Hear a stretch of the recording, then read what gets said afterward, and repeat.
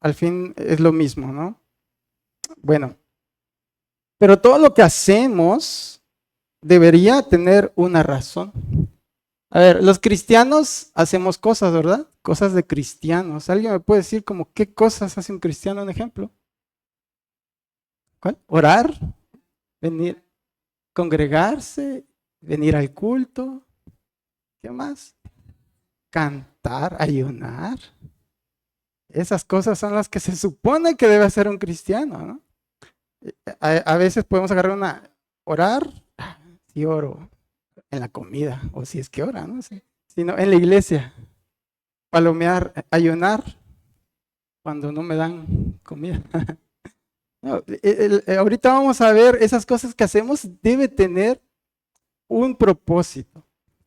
Y ahorita vamos a entrar al mensaje, ¿no? Esa es la introducción. Yo recuerdo que en los años 80, porque yo soy 1980, en esa década, que ya ha pasado un poquito como si fue ayer, había una serie que algunos la recordarán, se llamaba Karate Kid. ¿La vieron? Es clásica, ¿no? Karate Kid. En esa serie había un muchacho que se llama Daniel LaRusso o Daniel Sam, ¿no? Y su maestro, el señor Miyagi, lo ponía a encerar los carros y encerar el piso. Y tenía un propósito, no era nada más porque lo ponía para que estuviera limpio. Al final de cuentas era una técnica de kung fu, ¿no? Y de karate. Entonces, ya salió la nueva serie, ¿no? Hace como 2 años, Cobra Kai, ya está grande Daniel Sam. Daniel LaRusso ya es el maestro y ahora tiene alumnos, pero su hijo, que se llama Anthony, es un vicioso del teléfono, de los videojuegos, y no sabe hacer nada más que eso, jugar. Y por más que lo castiguen y le hablen, él solo juega. Su hija sí practica karate, ¿no? Pero Anthony no. Entonces el papá se le ocurre, dice un día cansado, a ver Anthony, ven, ponte a lavar los carros, dice. Estos carros yo los lavaba y yo los enceraba, ponte a lavarlos. Ay, papá, que no, dame el teléfono o el Xbox, no sé qué tenía, dámelo. Ay, papá, y le hace un berrinche. Cuando yo venga necesito encontrar esos autos lavados y encerados, dice. Bueno, pues no le quedó más que obedecer. Como en 1 hora regresa el papá y encuentra los autos impecables, lavados y encerados. Y dice, hijo, ¿ya terminaste? Dice, no, le pagué a no sé quién para que lo viniera a hacer. Entonces, ahí vemos que el propósito no se cumple, ¿no? No era el propósito lavar los carros, sino que aprendiera una técnica, ¿no? Y esa es la introducción. Pero nosotros, ¿alguna vez se han preguntado ustedes por qué hacemos lo que hacemos? ¿Por qué ayunamos? ¿Por qué oramos? ¿Por qué nos congregamos? Cuando somos niños nos preguntamos, ¿no? Sobre todo cuando no queremos hacer algo. ¿Por qué tengo que ir a la iglesia? Entonces el papá tiene la obligación de explicarle al niño la razón lógica por la cual debemos congregarnos. Y eso es lo que vamos a tratar de hacer el día de hoy. Vamos a recordar el por qué hacemos estas disciplinas que tienen un propósito. En el primer bloque vamos a tratar el ayuno. No vamos a explicar cada una de las disciplinas porque nos va a dar tiempo, pero para muestra tenemos unos cuantos botones. El primero que vamos a destapar es el ayuno. El ayuno dice, es una ilusión del poder mecánico. ¿Será una práctica verdaderamente bíblica el ayuno? ¿Qué dicen ustedes? ¿Cómo ven? Vamos a ir a la palabra, ¿va? Primera de Samuel 7:6. ¿Sí me ayuda, hermana? La versión que tenga sería buena. La de las Américas o la 60 está bien. Bueno, aquí vemos, dice, ayunaron. Ahí aparece la palabra ayunaron, ¿no? En la tercera línea. Y dijeron, allí hemos pecado contra el Señor. Aquí estamos viendo el ayuno como una profunda señal de arrepentimiento y preocupación ante un pecado que se ha cometido. Vamos adelantito en 2 de Samuel 12:15, por favor. En 2 de Samuel 12:15 vemos a David preocupadísimo porque su hijo está enfermo. El hijo que tuvo con Betsabé. ¿Sí se saben esa historia, verdad? La historia de David y Betsabé, que comete un pecado de adulterio y nace un niño, y el niño ahora está enfermo, y David el rey está ayunando. Y el verso 16 nos presenta a David ayunando como una expresión de luto, de dolor y una angustia profunda porque su hijo sea restaurado, porque Dios lo escuche. Igual y tengo una oportunidad, dice David, le voy a echar ganas, voy a ayunar, a ver si Dios se compadece y me perdona y le permite la vida al niño. Y ya vimos que no funcionó porque el niño se murió, ¿no? A final de cuentas, ¿cómo termina la historia? David se levanta, se baña, se viste y va a darle gracias a Dios al templo y luego se sienta a comer. Dice, no pasa nada, dice, ahora yo voy donde esté el niño, aunque él no venga. Pero el ayuno fue ahí una expresión de luto y de angustia por alguien más que era su hijo, ¿no? En Primera de Reyes 21:11, aquí la reina Jezabel hace uso del ayuno, pero como una manipulación al pueblo. Los hombres de su ciudad, los ancianos y los nobles que vivían en su ciudad, hicieron como Jezabel les había mandado, tal como estaba escrito en las cartas que ella había enviado. Aquí, el propósito de Jezabel era matar a un profeta de Dios y quiso incriminar a este profeta y le dijo al pueblo, vamos a ayunar porque este profeta cometió un error, un delito. Entonces, es como, tenemos una crisis espiritual, así que vamos a ayunar, dice Jezabel. Es un ayuno manipulado realmente, no, y es único, no lo he encontrado en otro lado que el ayuno se use para la maldad. Y más adelantito, en el verso 27 del mismo capítulo, Primera de Reyes 21:27, muestra al esposo de Jezabel ayunando por lo que hizo su esposa, que también él fue cómplice de matar a un profeta. Y Acab se arrepiente y Dios le da una oportunidad a Acab por haberse humillado. Pero ese arrepentimiento fue temporal porque ya vemos que después Acab se vuelve a echar a perder y lo castigan, ¿no? Esther 4:3, este es un acto comunitario. ¿Se acuerdan cuando la reina se iba a presentar ante el rey? Y le dijo a todo el pueblo, ayúdenme ayunando para que el rey me acepte y yo no muera. Entonces vemos al ayuno aquí como un acto de intercesión desesperada por un pueblo que estaba a punto de ser extinto. Y así vamos encontrando muchas, y no los voy a leer todos porque no nos va a dar el tiempo. Sin embargo, yo creo que con eso basta para ver que el pueblo de Israel, porque todos estos que acabamos de ver los ejemplos son del pueblo de Israel y hasta algunos paganos, ¿no? Ayunaban. Entonces el ayuno es completamente bíblico. Pero en Isaías 58, verso 6, el profeta define el ayuno que Dios realmente demanda. Este es el ayuno. ¿Cómo es este ayuno que yo escogí? Dice Jehová. Se trata de desatar las ligaduras de impiedad, soltar las coyundas del yugo, dejar ir libres a los oprimidos y romper todo yugo. Esas palabras que usa la Reina Valera están complicadas, ¿no?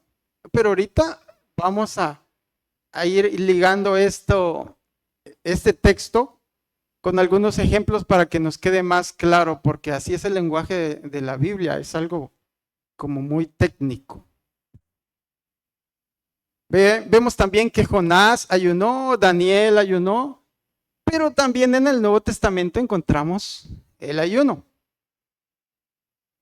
En Lucas 10:13 no, aunque no se menciona el ayuno, pero se menciona el mismo acto de humillación sobre Cilicio y ceniza. Dice, hay de ti Corazín y hay de ti Betsaida, son dos ciudades. Porque si los milagros que se hicieron en vosotros, en vosotras, hubieran sido hechos en otras dos ciudades, que son Tiro y Sidón, hace tiempo se hubieran arrepentido sentados en cilicio y ceniza. Este acto de sentarse en cilicio y ceniza iba siempre acompañado de un ayuno.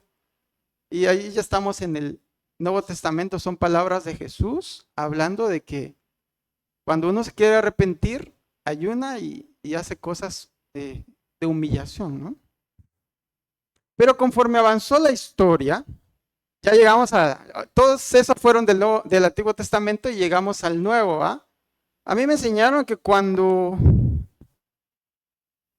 yo era niño, y se me quedó muy grabado, y esto sirve para ilustrar nada más, no es que en realidad así haya sido, pero es una ilustración. Decían que entre Malaquías y Mateo hay una hoja. ¿Traen Biblia física? Busquen el último capítulo y el último versículo de Malaquías antes de llegar a Mateo. Vamos a observar algo. Bueno, aquí mi Biblia dice, termina Malaquías y hay un espacio en blanco. Y ya dice Nuevo Testamento. Si le doy la vuelta, sigue una hoja en blanco. Creo que algunas hojas, unas Biblias no lo traen, pero la mayoría sí lo trae esa hoja. Y decían, esta hoja en blanco tiene un significado. Son los 400 años del periodo intertestamentario, que fue el silencio de Dios, por eso no hay letras. 400 años donde Dios no mandó profeta.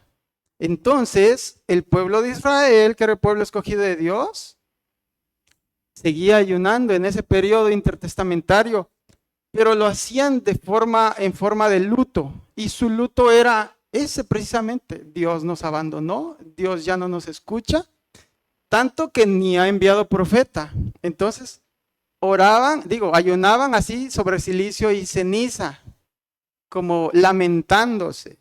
Y hasta el día de hoy lo siguen haciendo los judíos. Acuérdense que ellos siguen en el antiguo pacto, ¿no? Los judíos lo siguen haciendo. Y este contexto de que ellos ayunaban por luto, demudando su rostro, se convirtió también en un símbolo de espiritualidad, pero falsa, porque ellos acostumbraban a ayunar 2 días a la semana, específicamente los lunes y los jueves. En estos días, casualmente, lunes y jueves eran los días de mayor comercio en la ciudad, entonces llegaba mucha gente.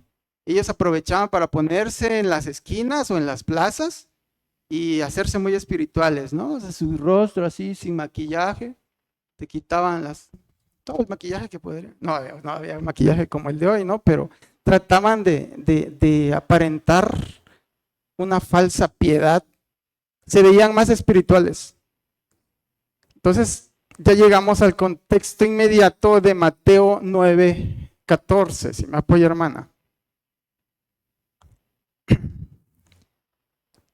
Dice, entonces se le acercaron los discípulos de Juan el Bautista, ¿a quién? A Jesús, diciendo, Jesús, ¿por qué nosotros los discípulos de Juan y los fariseos ayunamos, pero tus discípulos no ayunan? Dice.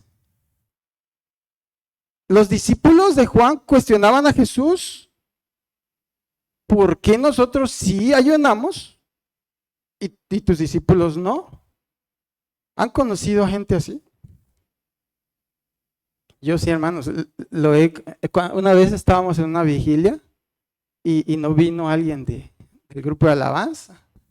Y alguien dijo, ¿y dónde está fulanito? Pues aquí debería estar. ¿Dónde están los de alabanza? Aquí deberían estar. Como si fuera un castigo, como si fuera una obligación que tenemos a fuerza que hacer, ¿no? Pero eso pasa hasta en las mejores familias. Vamos a ver, ¿se acuerdan de Pedro cuando Jesús resucitado y llegó a la playa y le preguntó, Pedro, ¿me amas? ¿Se acuerdan de esa historia? 3 veces le preguntó y Pedro le dijo, sí, Señor, tú sabes que te amo. Y a la tercera ocasión que le preguntó, Señor, tú lo sabes todo, sabes que te amo, Padre, apacienta pues mis ovejas, Pedro. Y le empezó a decir, Pedro, eso está en Juan 21:20, si me acompaña, hermana. Jesús le empieza a decir a Pedro, cuando tú más, el 18, hermana, por favor. Dice, después de ese diálogo, Jesús le dice, Pedro, en verdad te digo, cuando eras más joven te vestías y andabas por donde querías, pero cuando seas viejo extenderás las manos y otro te vestirá y te llevará a donde no quieras ir. 19, por favor. Esta es la explicación del verso 18. Esto dijo, dando a entender Jesús la clase de muerte con que Pedro glorificaría a Dios. Y habiendo dicho esto, le dijo, sígueme. Pero vamos a ir al verso 21. Entonces Pedro le dice, ¿y saben de quién estaba hablando cuando dice Del apóstol Juan, que dice que estaba ahí cerquita. Bueno, yo sí voy a morir, pues, y glorificando tu nombre, pero ¿y qué? ¿Y qué le dice Jesús? El verso que sigue. Jesús le dijo, si yo quiero que él se quede hasta que yo venga, ¿a ti qué? ¿Se dan cuenta la acusación que está haciendo Pedro? Es decir, le dice Jesús, ese no es tu problema. Si los líderes y los de medio, los de alabanza, los del aseo, los de las ventas no llegan a la oración, ese no es tu problema. Tú ve y sígueme. ¿Por qué? Porque la salvación, el reino de Dios no se trata de hacer cosas o del que más sufre. Se trata de seguir a Jesús. Lo importante es que le sigamos a Él, sin importar si los demás lo están haciendo o no lo están haciendo. No podemos obligar a nadie, ¿verdad? Todo lo que hacemos lo hacemos para la gloria de Dios y de corazón. Entonces las disciplinas que tenemos, disciplinas son con un propósito. Todo lo que hacemos tiene un propósito. Pues esa misma actitud era la que estaban mostrando los discípulos de Juan hacia los discípulos de Jesús. A ver si logramos que estos que no ayunan, ayunen. A ver si logramos que su maestro los castigue también. Tomaban el ayuno como si fuera una penitencia, ¿no? Pero el Señor tan sabio les aclara un punto bien importante. La respuesta de Jesús fue confrontar el concepto distorsionado que ellos tenían del ayuno. Lo utilizaban, decíamos, como una expresión de luto, de lamentación, por la supuesta ausencia de Dios. Pero Jesús se declara a sí mismo en ese verso como el novio presente. La presencia de Dios, la presencia de Jesús invalidaba el luto. Verso 15 de Mateo 9, por favor. Aquí es donde Jesús, Mateo 9, 15, por favor. Y Jesús les dijo, ¿acaso los acompañantes del novio pueden estar de luto mientras el novio está con ellos? Pero vendrán días cuando el novio les será quitado y entonces ayunarán. Más adelante vamos a ver cómo el ayuno tiene otro propósito y otra función en el nuevo pacto, muy distinto al sentido que le daban los religiosos. Mira, ahí estamos en Mateo 9. A ver, vayan a su Biblia en Mateo 9, por favor. Ahí en su teléfono. Vamos a ir a Mateo capítulo 9. Aquí tengo el 9. Le vamos a hacer así. ¿Y qué aparece? El capítulo 10, ¿verdad? Si le dan la vuelta a su Biblia, aparece el capítulo 10. ¿Y cómo empieza el capítulo 10? Dice, Mateo 10, 1.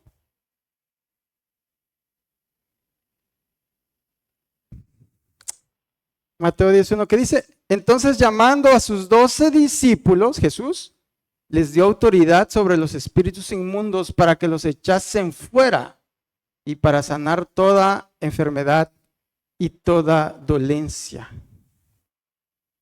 Es interesante porque es Jesús enviando a sus discípulos a la primera línea de batalla. No los envió a cualquier cosa, los envió a echar fuera demonios. Y si se dieron cuenta de un ayuno, de un detalle, que lo hacen sin ayuno previo. Ya vimos en el capítulo anterior que no ayunaban. Entonces hay algo raro ahí porque nos han enseñado, bueno, a mí me enseñaron que para echar fuera un demonio hay que orar y ayunar, ¿no? Pero aquí vemos que la autoridad que tenían no dependía del ayuno. Dice, ellos ayunaban bajo un esquema religioso. Ayunar por motivos equivocados, ya sea para que otros te vean, o para lamentarte, o para sentirte más espiritual, no sirve de nada. Entonces, ¿cuál es la verdadera intención del ayuno?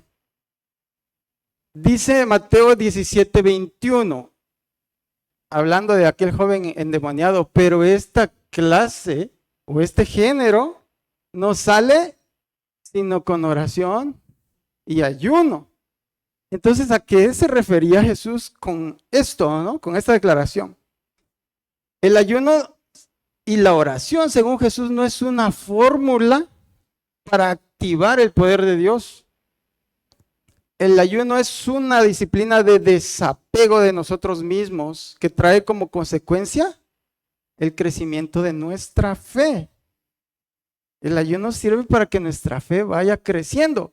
El Señor lo dijo claramente, ustedes no pudieron echar fuera al demonio. ¿Por qué?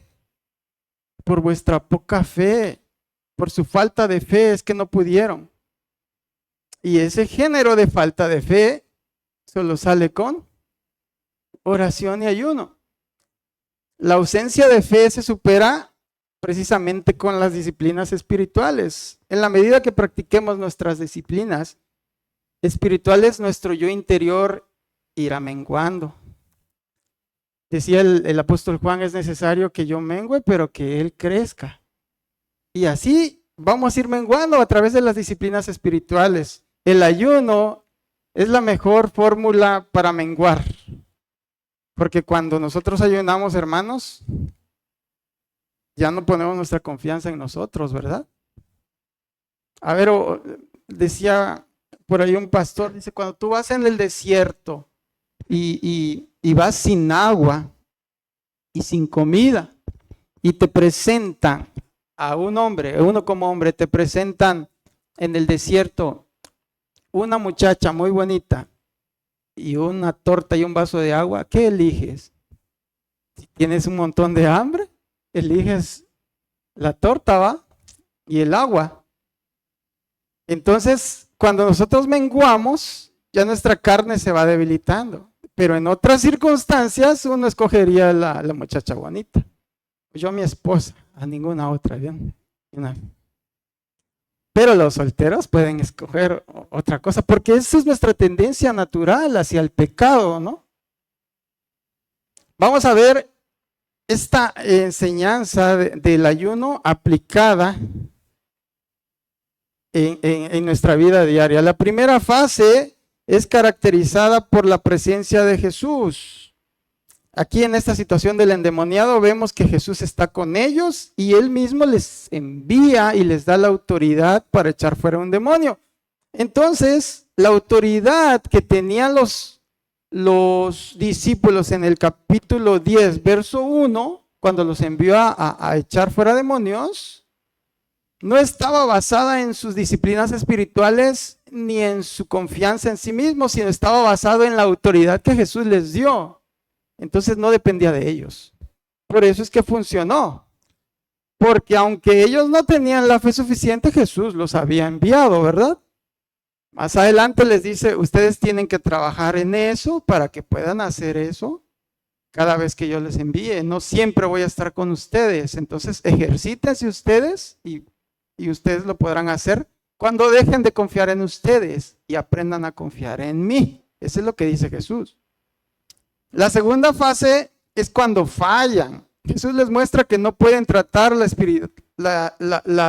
entidades espirituales como que si el ayuno fuera un cuerno de chivo y empiezan a matar al demonio, lo reprende y le grita y ya salió. No, no es así, dice Jesús, no funciona, no confíen en el ayuno, confíen en Jesús. Eso es lo que está diciendo este pasaje. Y tampoco se trata de convencer a Dios de que expulse el demonio, como que hacemos una huelga de hambre y ya convencemos a Dios para que nos dé el milagro. El propósito es que a través del ayuno y la oración, decíamos, podamos dejar de confiar en nosotros mismos y poner nuestra plena confianza en Dios. Entonces podemos decir que el ayuno nunca fue un requisito legal para que Dios haga un milagro, sino más bien es una herramienta para que el creyente esté en condiciones óptimas de dependencia de Dios. Y así cualquier milagro puede ocurrir, no solamente el expulsar a un demonio. Así se crece la fe, pues. Eso es respecto al ayuno. Pero hay otra disciplina espiritual también que no se habla mucho de ella. Les dije que no iba a abordar tantas disciplinas espirituales por cuestiones de tiempo. Si nos da tiempo las mencionamos, pero esta considero que sí la vamos a terminar. Es el día de reposo. El día de reposo, o el Shabbat le dicen los judíos, ¿no? Pero lo vemos como un regalo, lo vamos a ver como un regalo. Vamos a ver este otro botón. Aunque no es muy común que se hable de este tema entre los cristianos, existe un mandato explícito en Éxodo 20, verso 9.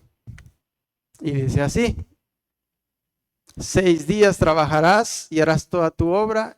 ¿Y el 10? Más el séptimo día es día de reposo para el Señor tu Dios. Dice ahí que no harás en él obra alguna, tú, ni tu hijo, ni tu hija, ni tu siervo, ni tu sierva, ni tu ganado, ni el extranjero que esté contigo. Es decir, nadie de los que esté contigo va a hacer obra alguna, ¿no? A pesar de que los cristianos no guardamos el día sábado, sí guardamos un día a la semana, que normalmente es el domingo, ¿verdad? Eso lo hacen los cristianos. Nos reunimos el día de domingo. Hay un historiador que se llama Justo González, en su obra Historia del Cristianismo. Él narra que los primeros cristianos se reunían el día domingo para adorar a Dios, no el sábado, el domingo, los primeros cristianos. Y se reunían ese día porque ese día resucitó Jesucristo. Entonces era simbólico para ellos y lo nombraban el día del Señor. Y nosotros lo hacemos continuando con esa misma tradición, ¿verdad? De la iglesia primitiva. Pero en tiempos de Jesús no era ese el enfoque. Para los judíos, en el tiempo de Jesús, tenían un enfoque diferente. Y resulta que hay una denominación que sí guarda el día sábado en nuestros tiempos, ¿verdad? Que es la Iglesia Adventista del Séptimo Día. Pero ellos tienen una cosmovisión muy diferente a la nuestra. Mientras que ellos, los del Séptimo Día, lo entienden como un mandato perpetuo desde la ley de Moisés. Nosotros los cristianos tenemos un nuevo entendimiento de este día, que es el día de reposo. Nuestra cosmovisión está basada en la carta de los Hebreos capítulo 4. No lo vamos a leer todo, vamos a leer algunos versículos, el verso 9. Pero antes de eso, les leo esto. El sábado es tan importante, el día de reposo para Dios. Sábado porque en realidad es el séptimo día, pero nosotros lo hacemos el domingo ya les dije que por tradición de la iglesia, ¿verdad? Pero es tan importante, ya sea sábado o sea domingo, para Dios era muy importante en el Antiguo Testamento. Si se dan cuenta que en el Nuevo Testamento ya no se hace tanto énfasis del día de reposo, pero en el Antiguo Testamento sí, y era algo muy, muy, muy delicado. ¿Y saben por qué razón? No era el día en sí, sino que ese sábado apuntaba a Cristo, representaba a Cristo, al igual que los sacrificios. Hebreos 4 dice, habla de eso. El apóstol Pablo dice que todo eso era una sombra y figura de lo que había de venir. Y lo que había de venir es Jesucristo, la gracia de Jesucristo. Entonces, por esa misma razón también Dios aceptaba los sacrificios, porque apuntaban a su Hijo Jesucristo. Sin Cristo, esas ordenanzas no tenían ningún sentido. Hebreos 4:9, hermana, ¿lo puede poner? Dice, queda por tanto un reposo sagrado para el pueblo de Dios. El 10. Pues el que ha entrado en su reposo, él mismo ha reposado de sus obras, como Dios reposó de las suyas. Trataré de explicarlo. Los cristianos estamos en Cristo. Es decir, entramos en ese reposo del que está hablando Pablo. Que por cierto, es precisamente, si usted lee todo el capítulo 4, se va a dar cuenta de que es el mismo reposo que Dios guardó el séptimo día de la creación en Génesis 2, verso 3. Y ahí dice Pablo, lo explica por qué Dios guardó ese día. El entendimiento que tenemos nosotros es revelado a su pueblo, o sea, a nosotros, a través del Espíritu Santo. Dios descansó. Y vamos a poner atención en este párrafo, hermanos, porque siento que es crucial para no entender mal el asunto. Es bien importante entender por qué Dios descansó el séptimo día, porque es un argumento que nos ponen otras denominaciones de que debemos de guardar el día sábado. Digo, nosotros guardamos un día que es el domingo, ya lo expliqué por qué. Bueno, Dios descansó de toda su obra en el séptimo día por la simple y sencilla razón de que ya todo estaba hecho y no había nada más que hacer, ya todo estaba creado en el séptimo día. Y nosotros, ahora en el nuevo pacto, estamos en Cristo y hemos reposado. Y Cristo ya lo hizo todo en lo tocante a la salvación. Y nosotros, lo único que tenemos que hacer es reposar en Él. Él es nuestro reposo. Sin embargo, el principio de que el reposo fue hecho por causa del hombre y no el hombre por causa del día del reposo, ese principio sigue vigente. Y por eso es que estamos hablando de eso en esta hora. No sé si me logré explicar. Bueno, eso es lo que nosotros creemos acerca del día de reposo. Pero, por otra parte, los judíos del tiempo de Jesús tenían su propio sistema de normas que ellos habían implementado y su propia interpretación del día de reposo. A este sistema judío, que por cierto lo encontraron en los escritos de las cuevas de Qumran, encontraron varios escritos. En ellos, entre esos escritos hay uno que se llama Reglas de la Comunidad. Y esas reglas de la comunidad es de la comunidad de Esenia, eran judíos. Ellos tienen normas específicas acerca de la ley y de la observancia del Shabbat o día de reposo. Pero esas reglas son tan absurdas que incluso se han forzado para adaptarlas a nuestro contexto. Por ejemplo, dice la ley de Moisés que no se podía encender un fuego. Podía encender fuego en día de reposo, porque era trabajo. Yo no sé si ya había cerillo o con encendedor, o era con piedras, no sé cómo, pero como quiera que sea, era trabajo encender un fuego. Entonces Dios dice, no me enciendan fuego porque es una obra que están haciendo y no quiero que la hagan. Entonces es un mandato, no podemos encender fuego. Ahora, al día actual, basta con hacerle tac a la estufa y ya se prendió el fuego, no hay ningún trabajo, ¿ah? Pero dice, es que el mandato es no encender fuego. Entonces, no enciendas la estufa, va. Y luego vas tú y quieres sacar tu coca del refri y no abras el refri. Ah, ¿pero por qué? Porque adentro del refri dice las reglas de la comunidad, hay un foco que se enciende y ese foco tiene energía y es fuego. ¿Se dan cuenta de lo absurdo del asunto? ¿Hasta dónde llegan el perder el propósito del día de reposo? Entonces, eso hace que se pierda el sentido original de la ley de Dios. En realidad, el propósito de la observancia de un día de reposo para el ser humano es algo bien sencillo para entender. Marcos 2:27 dice, Marcos 2:27, también, y él les decía, el día de reposo se hizo para el hombre y no el hombre para el día de reposo. Lo está diciendo Jesús. Ese principio está vigente todavía, pero nosotros lo entendemos desde la ley de la libertad y comprendemos esta maravillosa ley que tanto el ayuno como el día de reposo fueron diseñados por Dios como regalos para bendecirnos, jamás como una prisión para limitarnos de hacer cosas. El ayuno nos libera de la tiranía del ego, ya vimos, ¿no? Para que menguemos. Y de la autosuficiencia para que evitemos confiar en nosotros mismos y enfocarnos enteramente en Dios. El día de reposo nos libera del ciclo humano de producción y de cansancio, de agotamiento. Y nos recuerda que somos hijos amados y no somos unas máquinas de trabajo.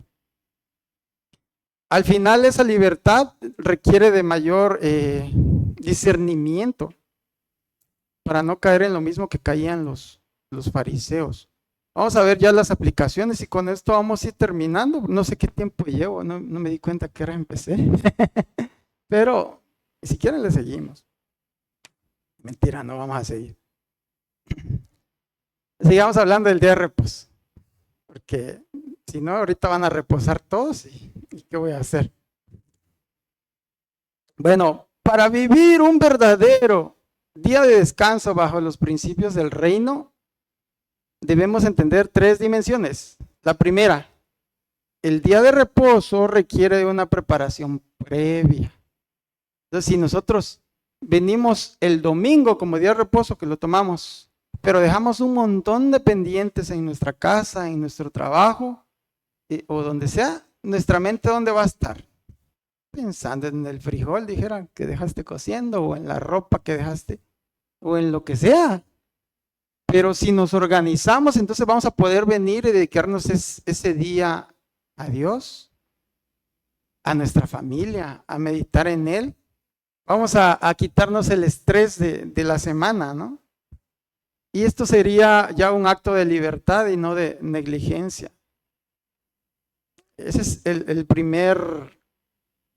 la primera dimensión. La segunda dimensión, el reposo es una declaración de confianza. Cuando nosotros dedicamos un día para adorar a Dios y descansar, estamos haciendo una declaración, aunque bien simple, pero es bien poderosa. Estamos diciendo en Dios, le estamos diciendo al Señor, Señor, yo confío en ti y no en lo que yo pueda hacer en la semana, no en lo que yo pueda hacer en el trabajo. Puedo poner mis asuntos en tus manos. El día domingo tú te olvidas de todo para dárselo a Dios y para pensar en Él, para meditar en Él. Por lo menos ese día, ¿no? Que le dediquemos al Señor. La tercera dimensión es el reposo como una recarga de energía. Los que trabajamos, yo les hablo de la docencia porque soy docente. Mi esposa y yo, igual, algunos, ¿no? Que somos docentes, estamos bien contentos porque estamos de vacaciones. Y la verdad que ya la última semana, ¿verdad? La última semana ya todos estamos como que ya vienen las vacaciones. Y dice la directora, parece que lo supiera el gobierno, que cada 3 meses ya no podemos más, dice, y que ya viene un receso. Porque el ser humano no puede estar al tope todo el tiempo. Necesita un descanso, unas merecidas vacaciones, ¿no? Y de eso se trata el día de reposo. Que el día domingo no tengamos ningún pendiente en la casa y que podamos nosotros verdaderamente descansar, disfrutarlo. No es tiempo perdido, es un tiempo de recarga. Todos necesitamos ese espacio. Al vivir de manera organizada, el día de reposo deja de ser una lista de cosas que no debes hacer y se convierte en un oasis de lo que sí puedes hacer. Ya decíamos, ¿no? Disfrutar la familia, contemplar la creación o meditar en la palabra. Tenemos otras prácticas cristianas que nada más las voy a mencionar y no voy a ahondar mucho. Por ejemplo, el cristiano diezma y ofrenda. No todos, pero pues se supone, ¿no? que lo deberíamos hacer. Pero ¿será que lo debemos hacer como un impuesto divino o como una expresión de gratitud? Está claro, el cristiano lo entiende, ¿no? Hay sistemas legalistas que dicen, lo tienes que hacer, es una obligación, si no, Dios te castiga y vas a traer maldición a tu vida. No, eso no es cierto. O hay otros que lo hacen con fines de lucro, ¿no? Pero si lo hacemos como una expresión de gratitud, estamos cumpliendo el propósito de esta disciplina. Otra práctica es el servicio en los ministerios. ¿Lo hacemos como un activismo para que nos vean o como una vocación de amor para Dios? Eso ya queda de cada quien, ¿no? Cuando el Espíritu Santo está en ti, no puedes parar de hacer para Dios. ¿Por qué? Porque estás agradecido con Él, estás contento con Dios y quieres mantenerlo contento, quieres que Él se agrade. Entonces, busca servir a los hermanos. A mí me bendice, sobre todo los nuevos, ¿no? Cuando empiezan, ¿y qué más tengo que hacer? Y uno dice, no es que tengas que hacer algo, pero haz lo que puedas para Dios. Ah, bueno, entonces, hermano, ¿qué le ayudo? Ay, me gusta cuando me dicen, ¿qué le ayudo? No sé, hermano, yo estoy bien ocupado viendo qué puedo hacer, no te voy a decir qué puedes hacer tú. Ahí búscale en qué apoyas, ¿no? Pero eso sería hacerlo de corazón. Otra disciplina, el estudio bíblico y la oración devocional, ¿no? Si leemos nada más por cumplir cierto esquema o cierto, no sé, cierto programa, o si realmente estudiamos la palabra y estudiamos libros para conocer más a Dios. Ese es el contraste que les estoy mostrando. Al integrar todas estas piezas, el ayuno, la oración, el servicio, las ofrendas, el estudio bíblico, la comunión bajo la luz de las Escrituras, comprendemos el propósito central de Dios, que es programarnos para cumplir una lista de tareas. No porque no somos robots, ¿no? Sino el propósito es llevar a sus hijos a la madurez espiritual, a la perfección, a la estatura de la plenitud de Cristo. Formar corazones que sean capaces de latir al unísono con el corazón de Jesús. Cuando practicamos nuestras disciplinas espirituales de manera ordenada, eso nos libera de la ansiedad de tener que ganarnos el favor divino mediante méritos propios. Y podemos descansar en su gracia y enfocar nuestras energías en lo que le agrada a Dios. Veamos la aplicación. ¿Cómo podemos agradar a Dios desde un corazón agradecido? ¿Ustedes lo han hecho? ¿Cómo podemos agradar a Dios desde un corazón agradecido? ¿Sirviendo? Pues lo acabamos de mencionar, ¿no? Vimos el contraste, ya sea por activismo o por un corazón agradecido, ¿no? ¿Qué más podemos hacer por amor a nuestro Dios? Cuando uno esté enamorado, siempre busca llevarle un detalle al ser amado, ¿va? Y cuando no estás enamorado, solo cumples. Entonces ahí nos damos cuenta qué tan enamorados estamos de Dios. Pero no podemos enamorarnos de Dios si alimentamos más la carne. En cambio, si disciplinamos nuestra carne, nuestro espíritu va a ir creciendo, ¿no? Entonces, el ofrendar, el diezmar, el servir en la iglesia, el evangelizar, el vender allá para para obtener fondos y cada aspecto de nuestra vida cristiana cobrarán un sentido y podemos vivir nuestras disciplinas con propósito, hermanos. Vamos a orar para que sea el Espíritu Santo que nos ayude a hacer su voluntad y que lo que hagamos sea guiado por Él, hermanos. ¿Les parece si nos ponemos de pie?